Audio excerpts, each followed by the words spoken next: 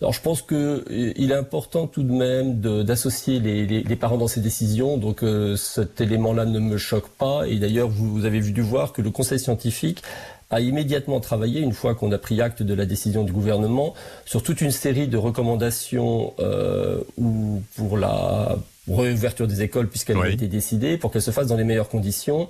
Et on associe quand même beaucoup les parents, à la fois dans un rôle de responsabilisation par rapport aux enfants qui vont aller à l'école, notamment en leur demandant de bien s'assurer que leurs enfants n'ont pas de symptômes le matin avant de les envoyer à l'école, et puis également dans une compréhension de ce qui est en train d'arriver et de pouvoir faire des choix éclairés de leur part sur la nécessité ou pas de leur enfant de rejoindre l'école. Il n'empêche, Monsieur Fontanet, que vous dites aussi, conseil scientifique, bon d'accord, les enfants ils iront à l'école ou ils iront pas selon la volonté des parents à partir du 11 mai, nous on n'était pas d'accord mais on fait avec, mais il faut qu'ils aient tous des masques. Or, le journal du dimanche dit ce matin qu'il y a une note de Bercy disant c'est impossible, il n'y aura pas des masques pour tout le monde le 11 mai. Donc c'est contradictoire.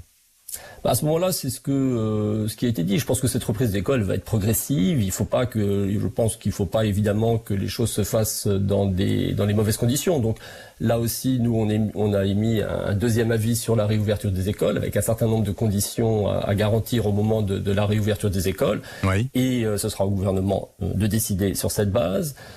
Et effectivement, comme vous le dites, si les conditions ne sont pas réunies, il faudra que la réouverture des écoles se fasse dans le temps, pas tout d'un coup, de façon très graduée. De toute façon, il n'est pas question non plus que tous les enfants reviennent dans l'école. Il y a des règles de distanciation sociale qui vont impliquer qu'il y aura des alternances, des choses comme ça. Donc je pense qu'il faut reconstruire tout ça de façon très progressive et s'assurer effectivement que ça se fasse dans les meilleures conditions sanitaires possibles.